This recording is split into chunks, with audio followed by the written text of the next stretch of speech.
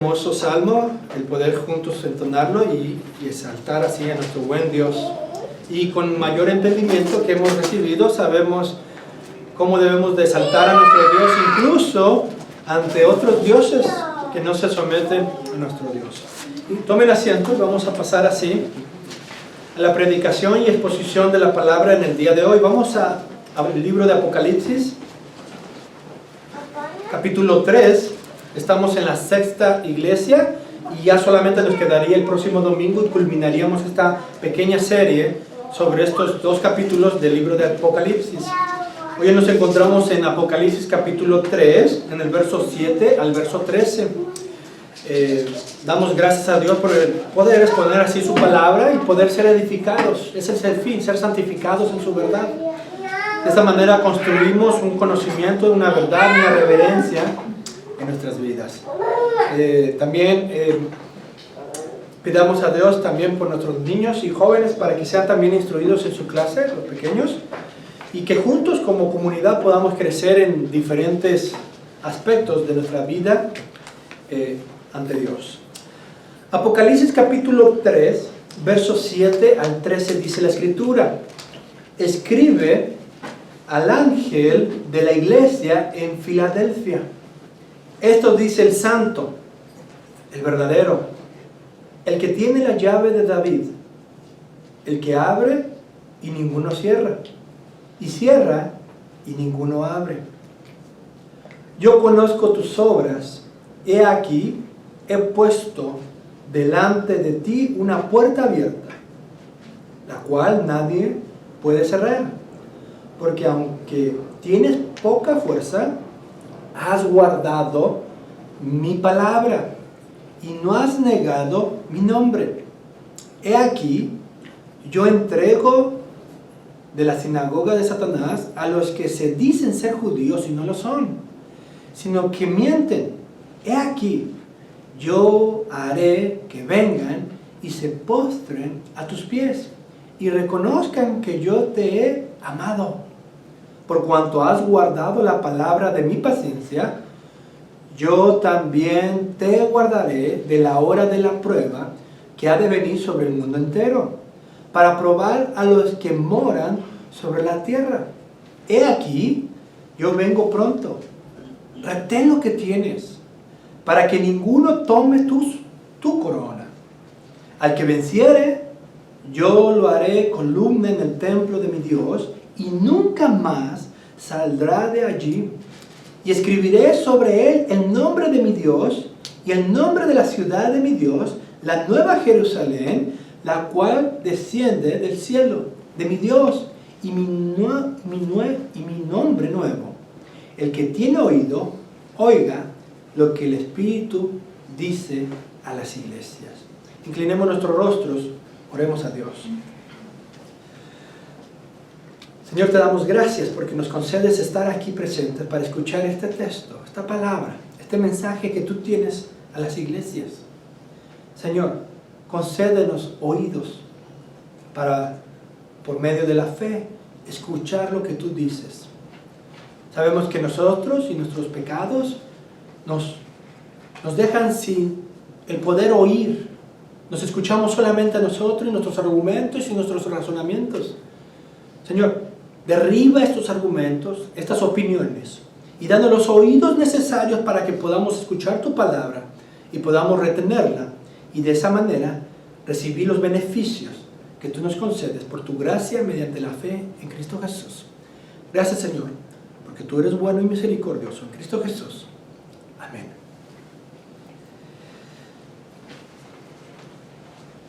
Quien espera grandes cosas de Dios, emprende grandes cosas por Dios. Alguien dirá, esa frase lo he escuchado, pero en otro contexto, en otra iglesia, donde hacen coach, donde me estimulan, donde me hablan de cosas grandes.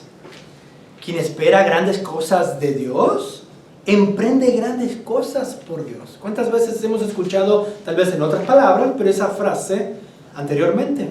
Y muchas veces lo hemos escuchado en un contexto en el cual se enfatiza nuestras fuerzas, nuestra labor.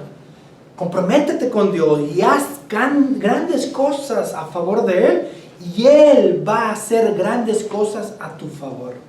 Parece un mensaje motivacional, un mensaje que despierta el yo, el ego de hacer cosas para recibir grandes cosas de Dios. De lo contrario, no haría las cosas para Dios. Sin embargo, esta frase que he dicho como introducción no viene de un predicador de la prosperidad, ni mucho menos uno que salga por la televisión. Incluso lleva muchos años esta frase y lo ha dicho un ministro misionero protestante inglés. Su nombre es William Carey, quien fue y se le conoce como el padre de las misiones modernas. Cuando en aquellos tiempos, en el siglo XVII y XVIII, cuando hubo un despertar aquí en América, en aquel entonces se levantaron muchos ministros, como veíamos hoy temprano, a predicar la verdad de Dios y hablar la palabra de Dios. Y se conocieron como tiempos de avivamiento, cuando dejando los templos comenzaron a predicar a campos abiertos. Y de esa manera comenzaron a llamar a personas, a hombres, al arrepentimiento. Y en ese entonces se conoció como este despertar en la iglesia. Es interesante que esta frase lo haya dicho William Carey, porque nos da a entender un contexto de esta carta que vamos a estar viendo el día de hoy. Nuevamente, quien espera grandes cosas de Dios, emprende grandes cosas por Dios. Si sabemos quién es Dios, nos vamos a ocupar en una vida que glorifique a Dios, sabiendo que en su buena voluntad, según su soberanía, nos puede conceder grandes cosas. Esta frase, en una forma u otra, lo podemos ver en contexto con la iglesia de Filadelfia, porque vamos a ver algunos aspectos sumamente importantes de cómo Dios les habla de grandes cosas y cómo ellos hicieron grandes cosas en el nombre del Señor. Por lo tanto, dicha frase debe hacer eco en nuestra vida, a pesar de que seamos una iglesia pequeña. Pensar en grandes cosas implica pensar en nuestro gran Dios, que Él es soberano y que en cosas tan pequeñas como nuestra comunidad podemos ser instruidos en la verdad de Dios y expandir así nuestro conocimiento del gran Dios verdadero que tenemos. Y que Dios en su soberanía nos conceda las cosas que Él quiere en su voluntad, en su buena y soberana voluntad, y que podamos ser siervos útiles en su reino. Comencemos primeramente con el contexto de la ciudad, obviamente, y posteriormente vamos a exponer estos textos. Comencemos con la ciudad de Filadelfia. Esta era una ciudad de Asia Menor. Recordemos, estamos en una serie que estamos exponiendo 7 mensajes a 7 iglesias de aquel entonces. Estos mensajes tienen una implicación para nosotros. Al leer las epístolas de los apóstoles, o en este caso, el conocimiento que Dios dio a estas iglesias, en última instancia tiene una aplicación también para nosotros.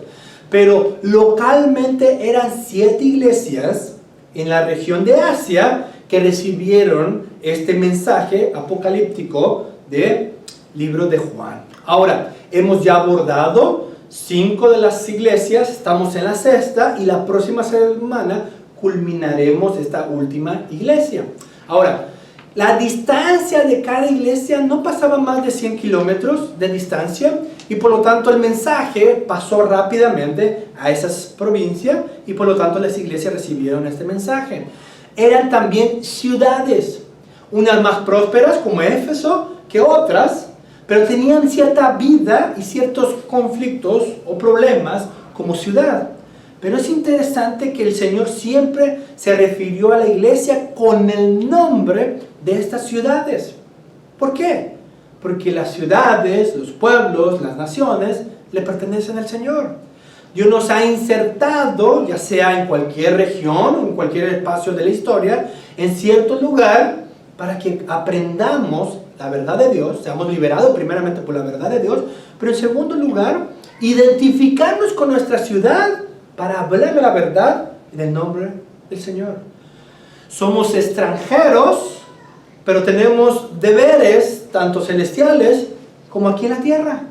Por lo tanto, debemos de entender las circunstancias de nuestro entorno, los problemas de nuestro entorno, pero también nuestra identidad dentro de este entorno, y de esta manera llevar el mensaje de nuestro Señor Jesucristo, el Evangelio primeramente y posteriormente su palabra.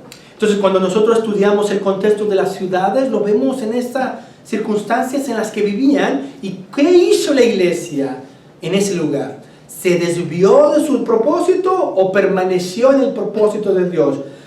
¿Fue reprendida por descuidar ciertos aspectos o fue alabada por permanecer en los deberes que el Señor nos manda? Que el Señor vea en Houston una comunidad de creyentes y que seamos igual como la iglesia que estaremos exponiendo el día de hoy, alabada por lo que hemos permanecido mediante la fe en el camino del Señor. Y no somos extraños o ajenos a nuestro entorno y nuestro deber en el reino de Dios. Por lo tanto, vemos que esta era una ciudad de Asia Menor que aún existe en Turquía bajo el nombre de Al-Seir. Fue fundada por el rey de Pérgamo, quien le dio el nombre a la ciudad por el amor que le tenía a su hermano. Filadelfia literalmente significa amor fraternal. Filadelfia era la más joven de las 7 iglesias a las cuales se les dirige estas cartas de parte de nuestro Señor Jesucristo. Era la más pequeña, la más joven, e incluso tuvo un problema en aquellos entonces porque la ciudad había sido destruida por un terremoto y constantemente había secuelas de ese terremoto y muchos no querían mudarse a vivir ahí. Pero es interesante que había pueblo y había una iglesia no necesariamente local en el sentido un edificio nada más, sino una iglesia permanente ahí, en muchas congregaciones, pero había una iglesia del Señor en esa ciudad. Filadelfia era conocida como la pequeña Atenas, debido a sus numerosos templos y festividades paganas. Los creyentes de la ciudad tenían que contender contra la fuerte corriente pagana. Entonces aquí vemos las dificultades en las cuales la iglesia tenía. Una sociedad pagana era una sociedad en tinieblas. Todo lo que nosotros hemos aprendido en ningún sentido se podría enseñar en una ciudad pagana. ¿Por qué? Porque al final éramos solamente instrumentos para servir a nuestros dioses, y al final si yo quería quitar la vida de un joven o de una mujer para satisfacer así, o incluso en las ciudades paganas, los recién nacidos eran arrojados para satisfacer así a los dioses paganos. El oscurecimiento del paganismo en estas ciudades era grande. Que la cristiandad haya entrado y por el poder del evangelio convertido a individuos trae libertad a estas ciudades. Por lo tanto, vemos que habían templos y festividades paganas y los creyentes de la ciudad tenían que contender contra la fuerte corriente pagana. También recibieron un fuerte rechazo por parte de la colonia judía de aquel lugar. Entonces, la iglesia no solamente se encontraba contra un movimiento y una cultura pagana, pero también había judíos que eran hostiles a la fe cristiana. Recordemos el libro de Hechos, los judíos negaban a Cristo, lo habían crucificado. Todos los que profesaban ser cristianos eran perseguidos por los judíos. Entonces se encontraban en una situación muy difícil, pero lo sorprendente es que esta iglesia es alabada por su función. Vemos que incluso la iglesia de Filadelfia es la única de las 7 iglesias de Asia la cual el Señor no tiene queja alguna contra ella. Las otras iglesias, a excepción de Esmirna, tuvieron reprensiones del Señor. Pero es interesante que esta iglesia sea la que es alabada constantemente por su labor y función. Tienes una cultura pagana, tienes judíos persiguiéndote, estás como embajador del reino de Dios, predicando el evangelio y llevando así el mensaje del Todopoderoso. Tendría consecuencias, y como lo veremos más adelante, tuvieron consecuencias posteriores a su labor, a su obra misionera. Recordemos la frase de inicio: quien espera grandes cosas de Dios, emprende grandes cosas por Dios. Y estos hermanos, en estas circunstancias, creyeron cosas grandes de Dios y emprendieron, se ocuparon en las cosas de Dios. Por eso Dios recompensó a esta iglesia. Incluso en el siglo presente, el testimonio cristiano todavía permanece vivo en esa ciudad, a pesar de que en su mayoría es musulmana. Hoy en Turquía el número de los cristianos es muy pequeño, un porcentaje muy pequeño. La mayoría son musulmanes. Pero es admirable que la iglesia en esta región todavía preserva la fe cristiana. Por lo tanto, vemos que el cristianismo se ha instalado y donde hay obreros ocupados en el reino de Dios, se preserva la verdad. Hoy vamos a pasar al mensaje de Filadelfia y vamos a verlo en 3 puntos, los siguientes textos. El primero vamos a ver el verso 7 y esto dice el verdadero. El segundo título es el verso 8 al 10, donde vemos esto alaba el verdadero, refiriéndonos a Cristo. Y el tercer punto será el verso 11 al 13, donde encontramos que esto promete el verdadero. Por lo tanto, esto dice el verdadero, esto alaba el verdadero, esto promete el verdadero. Comencemos con el verso 7 de nuestro texto. Dice: escribe el ángel de la iglesia en Filadelfia, esto dice el santo, el verdadero, el que tiene la llave de David, el que abre y ninguno, el que tiene la llave de David, el que abre y ninguno cierra, y cierra y ninguno abre. Esto dice el santo, el verdadero. Aquí vemos que el Señor de la iglesia se caracteriza a la vez por la santidad absoluta como por la verdad absoluta. Jesucristo, que está dando el mensaje a la iglesia de Filadelfia, dice: esto dice el santo, el verdadero. Él es el que, puro en sí mismo, el que a través de su obediencia pagó por nuestros pecados y por lo tanto su vida permaneció libre de ser juzgado o libre de ser condenado. Cuando fue juzgado fue injustamente, pero Él es el santo, el que permanece y permaneció santo, murió por nuestros pecados, resucitó, ahora habla a la iglesia suya. Es interesante porque ni Mateo capítulo 28 ni Hechos capítulo 1 tienen las últimas palabras de Cristo. Las últimas palabras que encontramos de Cristo es aquí, en el libro de Apocalipsis. Y dice: el santo, el verdadero. El santo que purifica a los pecadores como nosotros, el que lo hace a través de la verdad. El pecador viene a ser santo cuando es renovado en su manera de pensar. Por eso hay una nueva disposición, un nuevo corazón que desea buscar lo que es santo y verdadero delante de Dios. Por lo tanto, el que dice el santo, el verdadero, se identifica como la santidad absoluta y la verdad absoluta. Jesús se describe además como el que tiene la llave de David, el que abre y ninguno cierra, y cierra y ninguno abre. Estas palabras son sin duda alguna una referencia de su soberanía, de su control, de su autoridad sobre todas las cosas. Él tiene la herencia, o en este caso lo que le fue prometido a David, a la simiente de David, que sería él mismo, Cristo. Él tiene la autoridad, la llave de abrir y cerrar las puertas, y de esta manera tiene la soberanía sobre las ciudades, pueblos, naciones e incluso de tu corazón.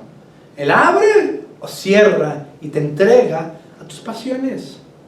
La llave es el símbolo sin duda de la autoridad. Charles, comentarista bíblico, señala que la expresión de la llave de David, y cito, tiene aparentemente un significado mesiánico. Las palabras enseñan que a Cristo pertenece la autoridad completa con respecto a la admisión o la exclusión de la ciudad de David, la nueva Jerusalén. Jesucristo, teniendo esta autoridad, concede o limita la entrada a la ciudad de David o la nueva Jerusalén. Termino la cita de Charles. Pero ya Jesús había declarado que Él tenía las llaves de la muerte y del Hades en Apocalipsis capítulo 1, verso 8. Recordemos el pasaje. Dice Apocalipsis capítulo 1, verso 8. Yo soy el alfa y la omega. De ojo, de paso. Este libro de Revelaciones es el que tiene más nombres en relación a Cristo. Aproximadamente podemos encontrar unos 24 nombres de nuestro Señor. Aquí uno de ellos es el alfa y la omega. Pero a lo largo de este libro vemos la presencia exaltando así a nuestro Señor en todas las etapas de nuestra vida como el gran soberano. Dice el verso 8, yo soy el alfa y la omega, principio y fin, dice el Señor, el que es y el que era, el que ha de venir, el todopoderoso. Así pues, Jesucristo ejerce autoridad en el cielo, en la tierra y aún en el reino de la muerte. Nosotros creemos en el poder del Evangelio y que incluso cuando está siendo expuesto ante gente que tiene oídos, pero no oídos espirituales, es Cristo que poderosamente habla y tiene las llaves de entrar en ese corazón muerto y resucitarlo para salvación.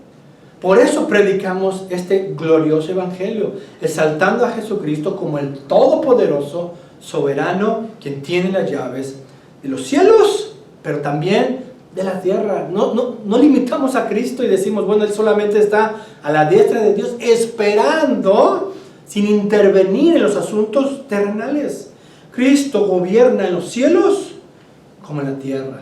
Lo hace a través de su palabra y de aquellos equipados por el Espíritu de Dios para predicar estas verdades. Por lo tanto, la santidad absoluta, la verdad absoluta, como la autoridad absoluta, es de Jesucristo. Y Él es el que te habla el día de hoy.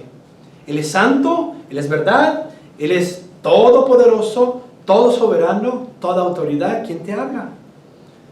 La pregunta que tengo para ti es, ¿estás escuchando el mensaje como iglesia receptora que debemos ser y como la iglesia de Filadelfia escuchaba este mensaje? ¿O estás distraído pensando en otras cosas y el santo, verdadero, el que tiene toda autoridad, te ha entregado a tus deseos pecaminosos, a tus distracciones? Ha cerrado la puerta por tu rebeldía y tu hostilidad ante su verdad y por lo tanto te trae juicio.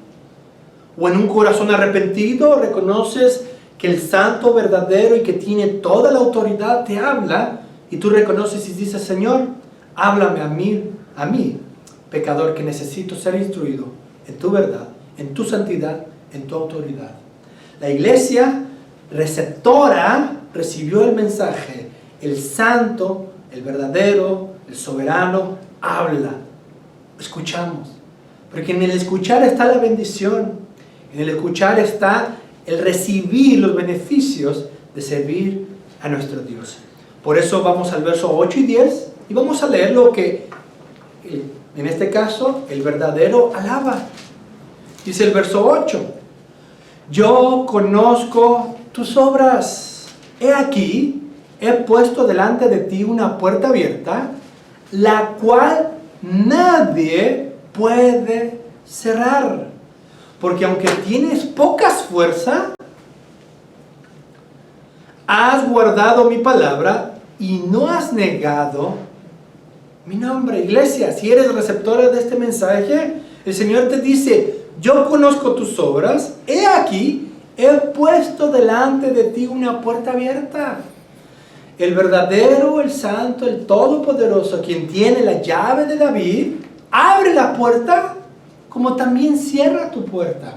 No solamente tiene la autoridad de abrir tu puerta, tu entendimiento y tu voluntad, sino también encerrarla.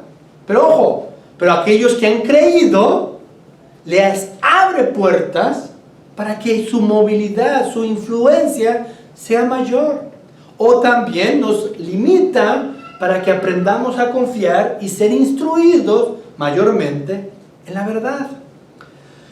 Congruente con la autoridad que Cristo tiene para abrir y cerrar puertas, declara he aquí he puesto delante de ti una puerta abierta, que dice, la cual nadie puede cerrar.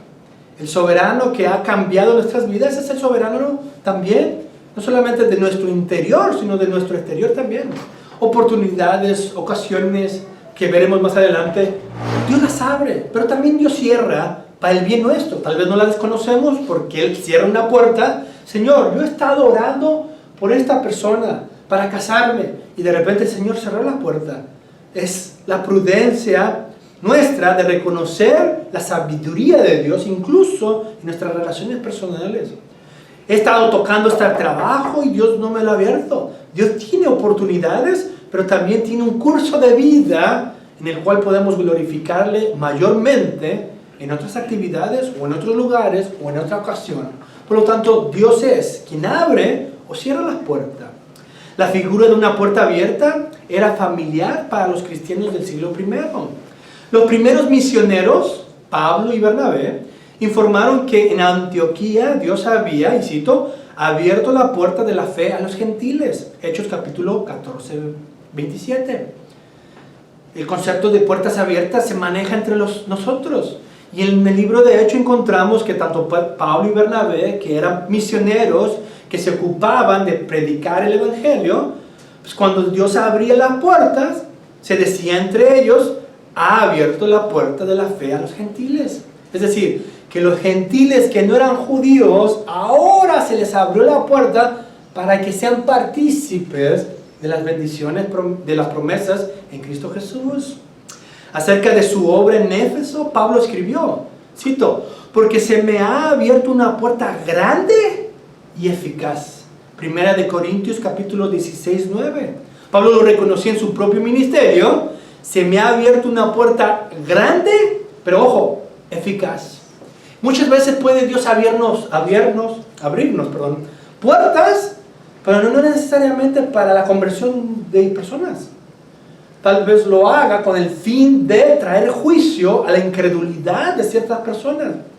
Pero cuando el Señor abre la puerta para predicar el evangelio, también añade eficacia.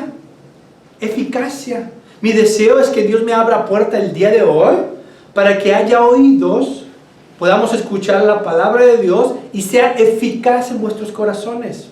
Ojo, iglesia, sea eficaz en vuestros corazones. Es mi oración que Dios abra puerta para que sea grande y eficaz en vuestros corazones.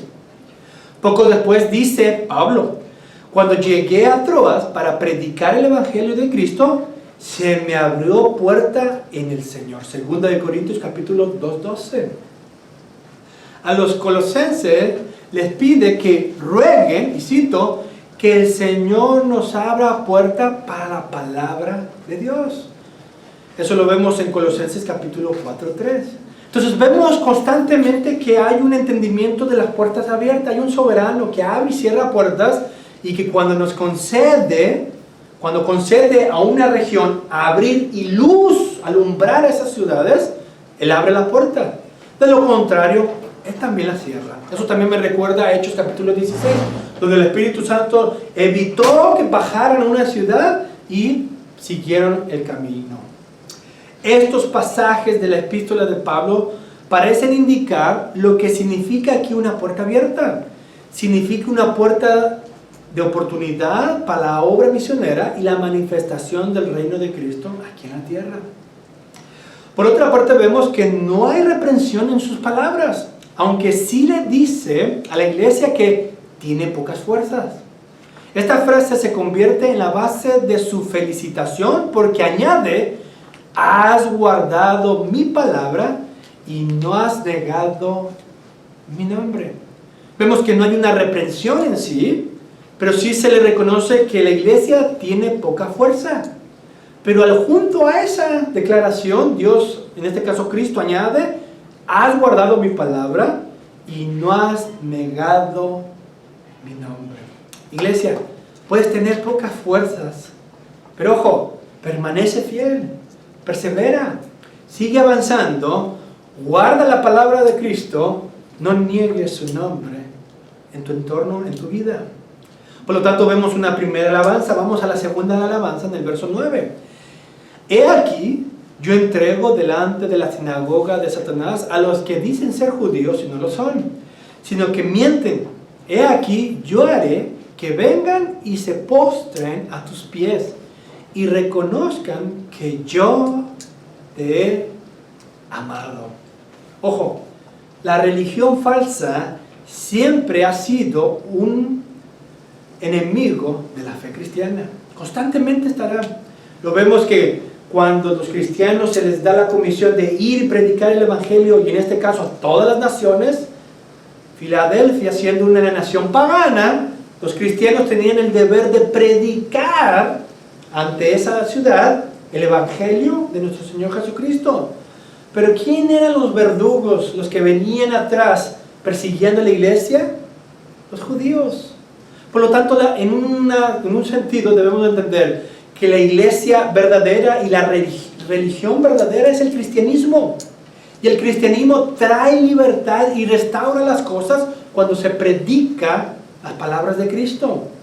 Pero en este caso, toda religión falsa es un verdugo de la religión verdadera. Siempre estará presente, será siempre la antítesis de lo que Dios ha dicho.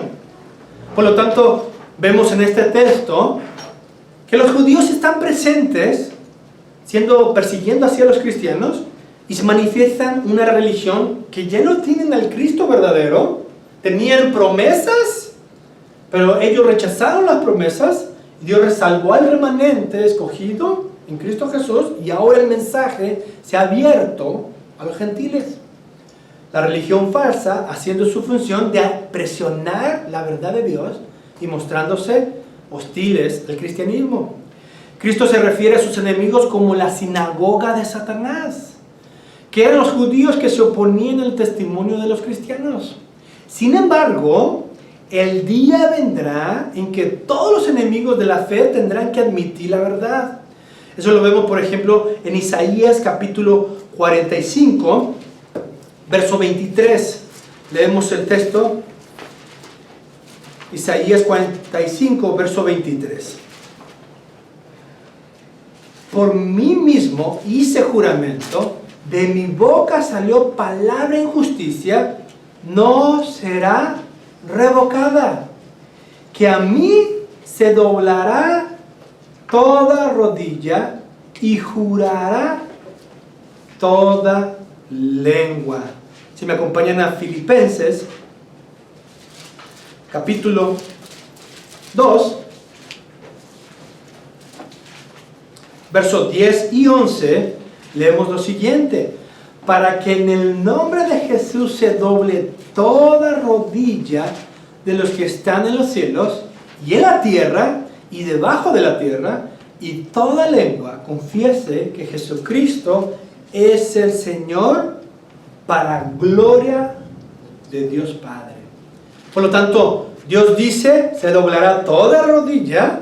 Jesucristo dice que es en el nombre de Cristo que todos se postrarán ante Dios nuestro Señor.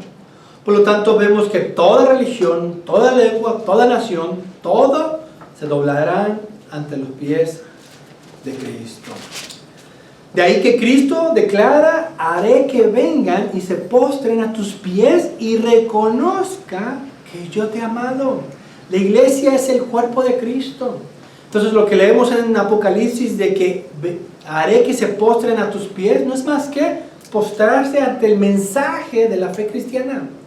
Que el cristianismo al final de la historia triunfará de tal manera que todos profesarán de buena voluntad, convertidos o incluso de mala voluntad, que Cristo es el Señor y Rey de los siglos. Por lo tanto, haré que vengan y se postren a tus pies y reconozcan que yo te he amado.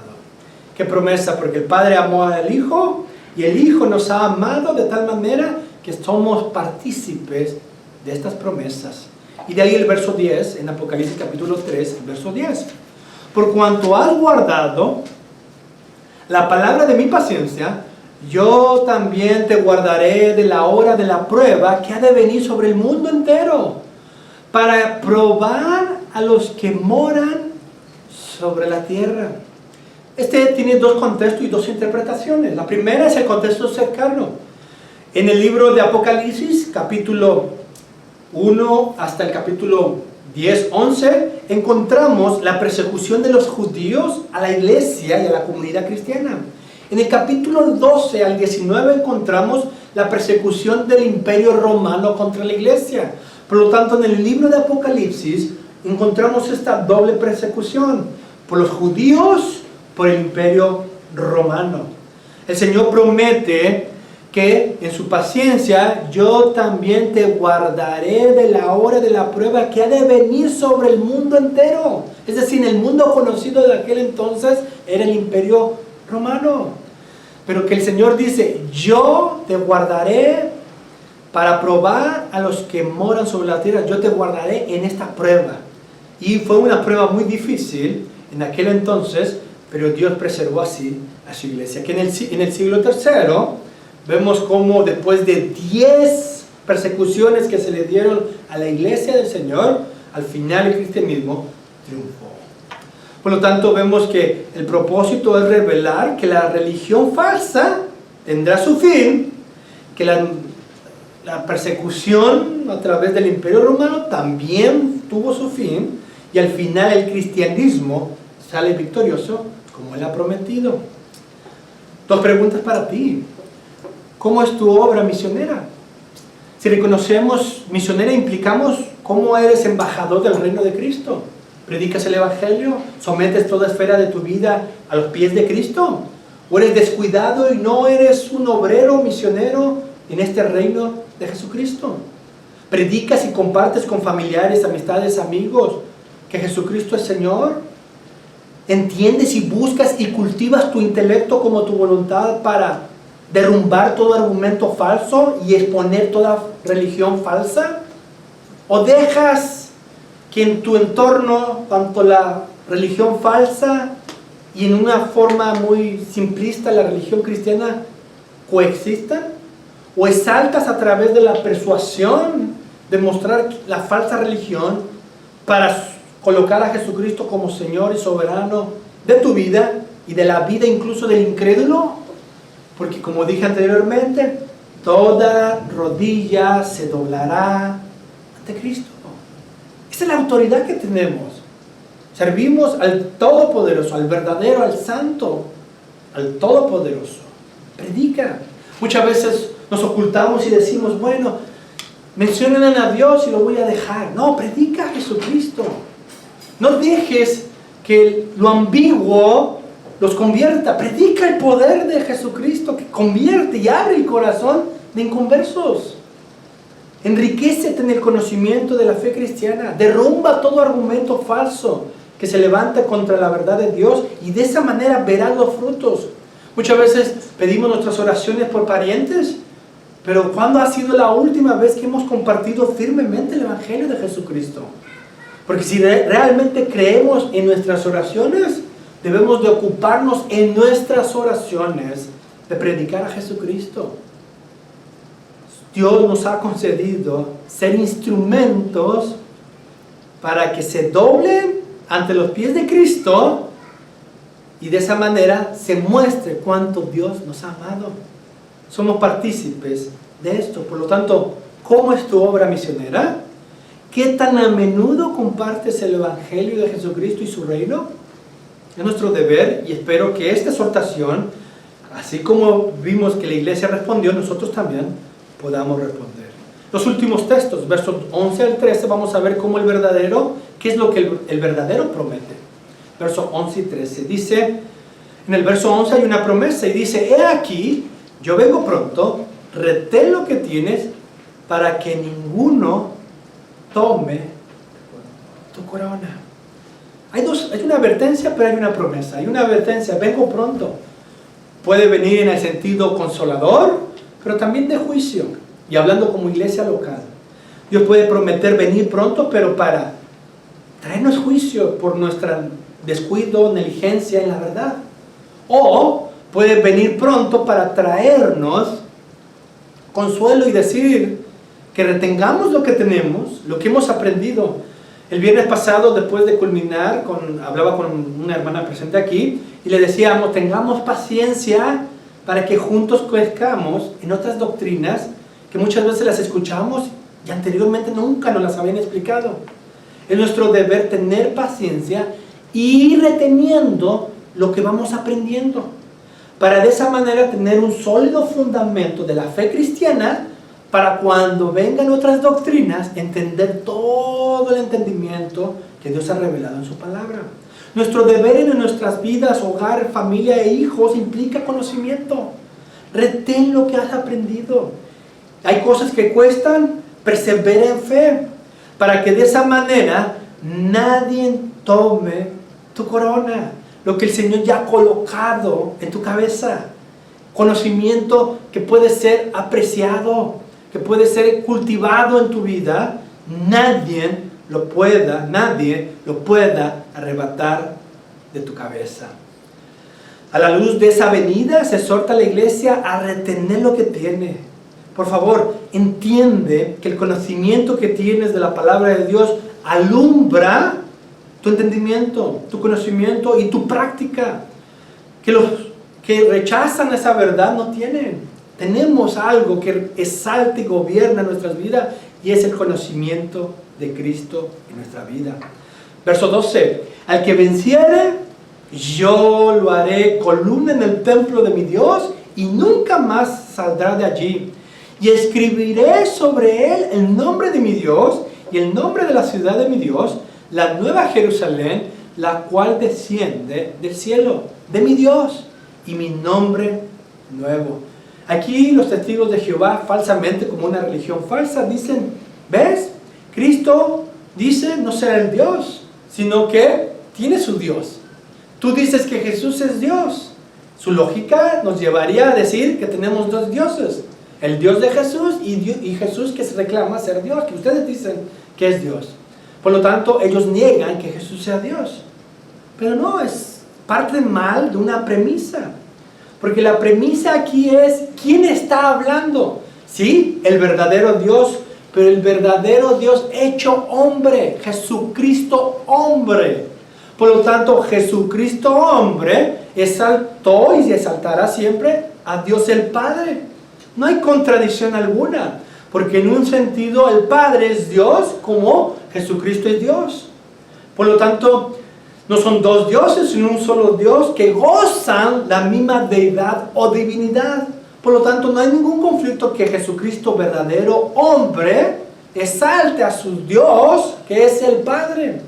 Entonces vemos que la premisa debe ser correctamente aclarada, que es Jesucristo hombre, que ora a su Padre, quien es Dios poderoso. Como Jesucristo mismo, en su deidad divina, Él es Dios poderoso. Entonces vemos aquí que al que venciere, yo le haré columna en el templo de mi Dios, y nunca más saldrá de allí, y escribiré sobre él el nombre de mi Dios, y el nombre de la ciudad de mi Dios, la nueva Jerusalén, la cual desciende del cielo, de mi Dios, y de mi nombre nuevo. La nueva Jerusalén completa será el último templo, y eso lo encontramos en Apocalipsis capítulo 21, verso 22. Es la nueva Jerusalén, la cual desciende de lo alto, en contraste con los templos terrenales y columnas que se destruyen. Los creyentes seguirán por siempre en el templo de Cristo. Cristo especifica que se estaba refiriendo a la ciudad de mi Dios, y eso lo encontramos nuevamente en Apocalipsis capítulo 21.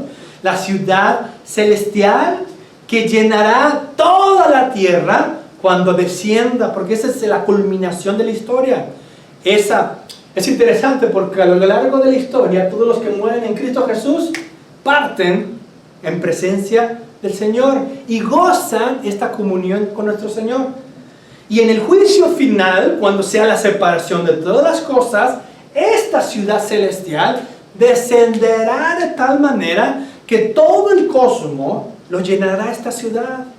Esa es la restauración de todas las cosas, pero que gradualmente hay manifestaciones de toda esta ciudad. Todos los que partimos, instantáneamente estamos participando de esa dicha de estar delante de Dios hasta la culminación final en la cual Cristo regresará. Y entonces veremos después del juicio la gran Jerusalén descender de los cielos. Apocalipsis capítulo 21. Ojo en las palabras de Agustín de Hipona, padre de la iglesia en el siglo IV. Dijo lo siguiente: dos amores construyeron dos ciudades. El amor propio hasta el desprecio a Dios hizo la ciudad terrenal. El amor de Dios hasta el desprecio de sí mismo, la ciudad del cielo. La una se glorifica a sí misma, la otra se glorifica en el Señor. Una busca la gloria que viene de los hombres, la otra tiene su gloria en Dios, testigo de su conciencia. Dos amores construyeron dos ciudades. Una se alaba a sí misma y busca la gloria del hombre. La otra ciudad, su gloria es Dios, revelado en Jesucristo. Por lo tanto, persevera. Nosotros estamos simultáneamente aquí en la tierra, pero tenemos una ciudadanía celestial. Es nuestro deber manifestar esta ciudad aquí en la tierra en nuestra manera de comportarnos y vivir, para que al final de la historia la iglesia celestial, la Jerusalén, termine llenándolo todo y Dios en todo, y de esa manera sea glorificado por la eternidad nuestro Dios. ¿Cuál es la exhortación última que encontramos en el verso 13? El que tiene oído, oiga lo que el Espíritu dice a las iglesias. Somos una parte de esta comunidad de fe cristiana. Hemos sido salvos por la gracia de Dios mediante la fe en Cristo Jesús. Hemos escuchado este mensaje en el cual hemos recibido la instrucción y la enseñanza constantemente. Tenemos esta participación de dos ciudades, despojándonos del viejo hombre para apreciar y amar las cosas de Dios, pero descargando, trayéndolo a esta tierra todas las dichas y bendiciones que Dios ha prometido en su palabra, y el que venciere, yo le haré columna en el templo de mi Dios y nunca más saldrá de allí, y escribiré sobre él el nombre de mi Dios y el nombre de la ciudad de mi Dios, la nueva Jerusalén, la cual desciende del cielo de mi Dios, y mi nombre nuevo. Inclinemos nuestro rostro, arrepentamos de nuestro pecado, acudamos a la cruz de Cristo y seamos ciudadanos de los reinos de los cielos para ocuparnos en esta ciudad que puede descender en nuestro diario vivir. Señor, te damos gracias porque nos concedes este mensaje que nos instruye, nos equipa para poder vivir para tu gloria. Somos pecadores que si tú no abres nuestro corazón, está cerrado en nuestras tinieblas, en nuestro ego, en el amor a nosotros mismos. Somos partícipes de una ciudad que se va a destruir, el hombre y su perversión. Pero tú nos trasladas de un reino de tinieblas al reino de Jesucristo.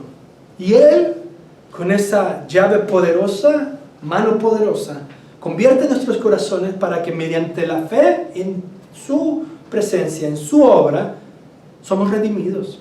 Ahora somos ciudadanos celestiales, que a través de este mensaje podemos vivir para tu gloria. Señor, gracias porque nos concedes la luz y el entendimiento de estas verdades y podamos ocuparnos para tu gloria y poder ser partícipes de esta dicha de ser luz a las naciones, y que la luz de tu ciudad descienda del cielo como tú has prometido.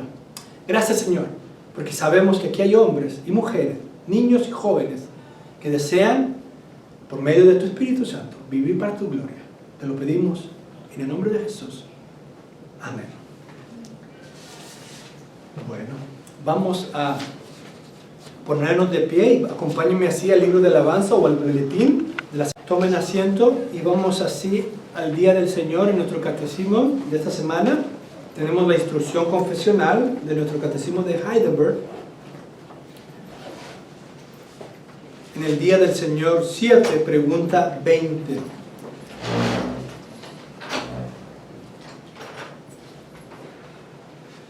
La pregunta 20 dice, ¿son salvos por Cristo todos los hombres que perecieron en Adán?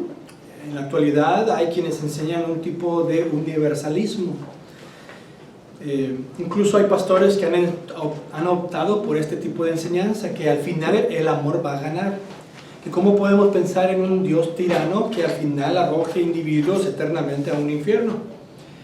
Eso ha sido producto de lo que se conoce como liberalismo teológico.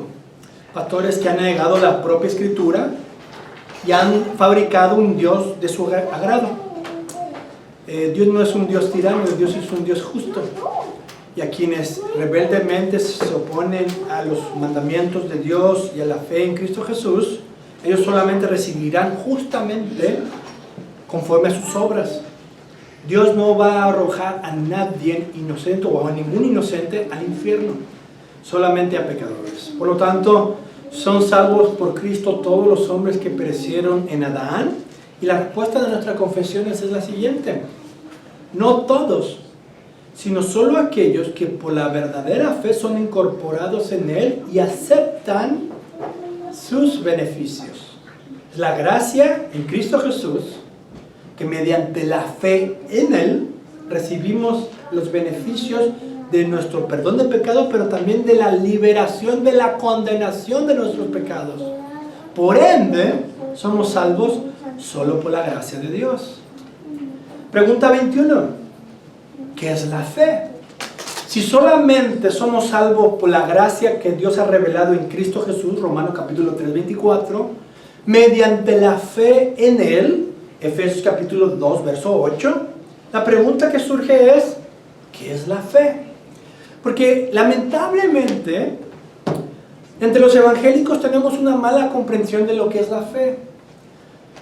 No solamente entre los evangélicos, pero incluso hasta en los círculos recientemente.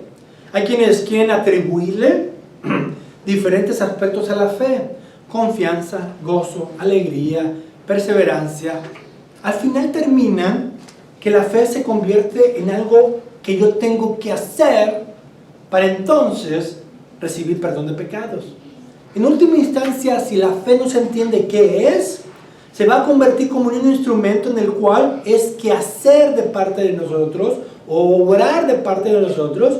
Y al final podemos decir que mi fe me ha hecho salvo, mi obrar me ha hecho salvo. Estoy contradiciendo todo lo que la Escritura dice en cuanto a la salvación de pecadores.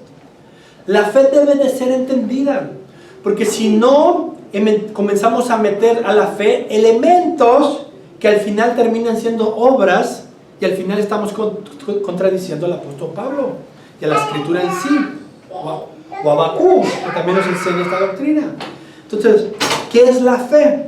Bueno, podemos decir, en su esencia son dos elementos, en su manifestación equipa nuestra confianza. Pero estos dos elementos deben de estar presentes en la fe cristiana: conocimiento y asentimiento. Conocimiento es recibir la palabra de Dios, entender la palabra de Dios, pero también es un ejercicio de la voluntad en dar por hecho que lo que se está diciendo es verdad.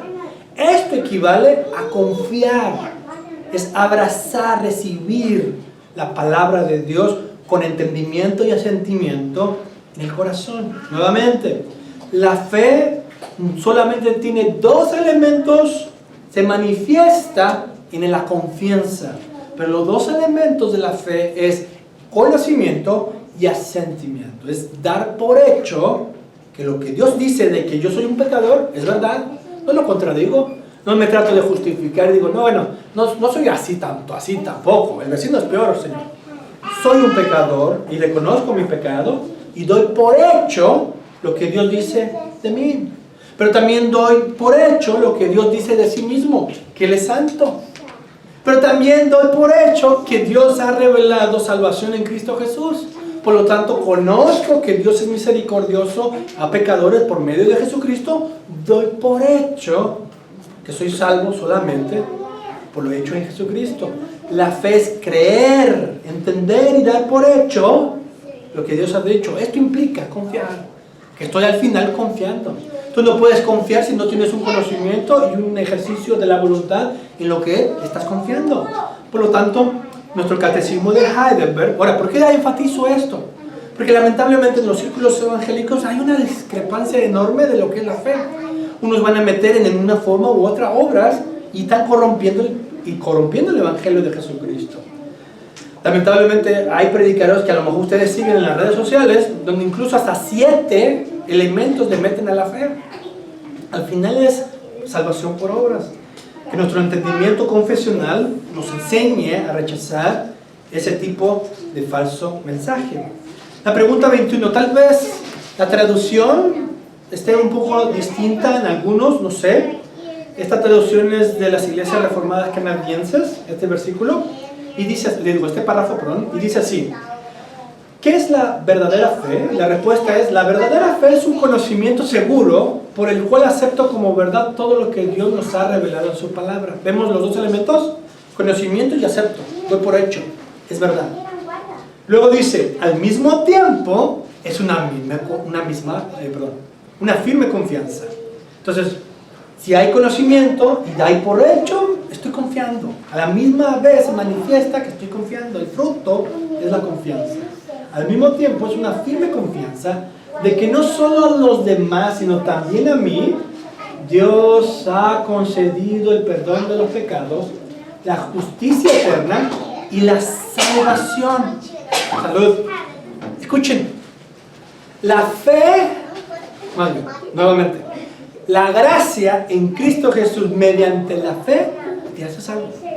Es una salvación presente en el perdón de pecados, pero ojo, confesionalmente estamos diciendo que nos concede también una justicia eterna solo por gracia, solo por fe. Pongan atención a esto.